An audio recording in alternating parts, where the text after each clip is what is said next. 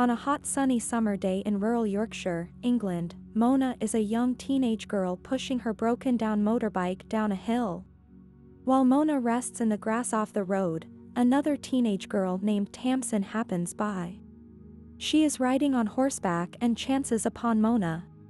While walking back to Tamsin's large country house, they introduce themselves and learn that they come from completely opposing background. Tamsin is from an upper-middle-class family and has recently been suspended from boarding school for being a bad influence, drinking alcohol. Mona, on the other hand, comes from a dysfunctional family of criminals, and her brother, Phil, who has recently been released from prison, is the only remaining member of her family still alive. Both of the girls seem to regard their lives as mundane. When Mona arrives home, she finds her brother in their mother's former pub, pouring all of the alcohol into the sink. He has undergone an extreme religious transformation during his stint in prison and regards his activity as part of his preparation for a rally for born-again Christian converts, much to Mona's annoyance. That night, Mona meets her boyfriend, Ricky. They have sex in his car, after which he breaks up with her. Mona angrily turns down Ricky's offer to drive her home. The next day, Mona arrives at Tamsin's in order to escape from the Christian rally organized by her brother. The girls begin to bond as they spend the day drinking and smoking cigarettes while talking about the problems they face in their lives. Their sharing brings to light several of Tamsin's family secrets, such as the fact that Tamsin's sister, Sadie, died as a result of anorexia nervosa. The next day, Tamsin takes Mona to the suburban house where Tamsin claims that her father is cheating on her mother with his secretary. Not only is Tamsin furious because she states that the secretary is blonde with big breasts, but also because the secretary is not very smart. Mona smashes a window of Tamsin's father's car. The girls then flee the scene, after which Mona agrees to spend the night in Tamsin's house. The next day Tamsin purchases an engine for Mona's scooter, after which they drive to a small river in the nearby woods to swim.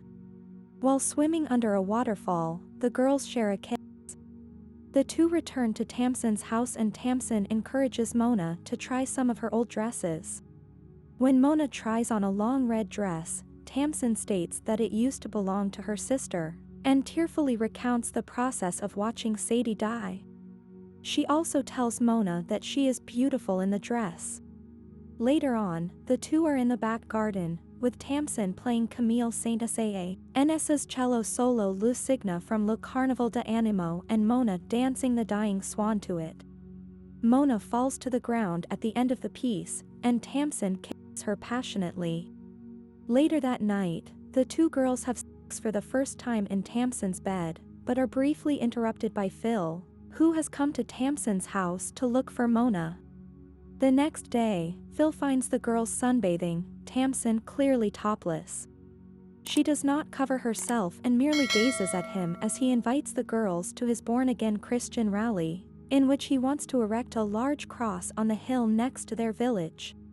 Although Mona is reluctant to go, Tamsin encourages her, and the two join Phil and the large group of born-again Christians on their way up the hill. Tamsin behaves as if immediately attracted to Phil during the course of the rally. Later on, Mona and Tamsin explore Sadie's room and find a bag of magic mushrooms hidden inside a dollhouse. They take the psychedelic compounds together.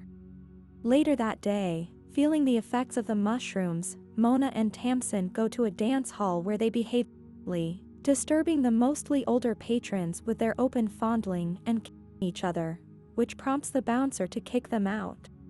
They then go back to the river where they first kissed and declare their eternal love to each other, solemnly swearing that they would kill each other if one should leave the other, with Mona adding that she would kill herself. They proceed to make again. In the morning, Mona and Tamsin wake up by the river cold and shivering, and the girls leave to have breakfast at Tamsin's house. Phil then arrives at Tamsin's house searching for Mona, whereupon Tamsin pretends to see him.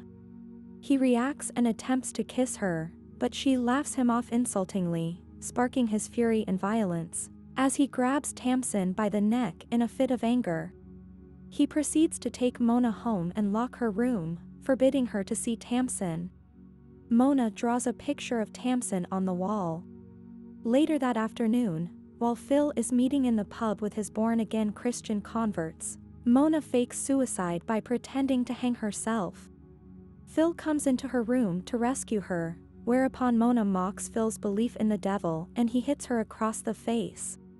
Something in Phil snaps and he reverts back to his violent behavior, kicking the born-again Christians out of the former pub, while Mona leaves the pub determined to start a new life with Tamsin. However, when Mona arrives at Tamsin's house, she discovers that Tamsin is preparing to return to boarding school. Mona also belatedly uncovers Tamsin's deception. Tamsin's parents were never divorced, for they were only away on vacation out of the country. Then, while leaving, she runs into Tamsin's older sister, Sadie, whose top Mona is wearing. Sadie is in fact alive, and did not die of an eating disorder. This was just a lie fed to Mona as part of Tamsin's idea of summer fun.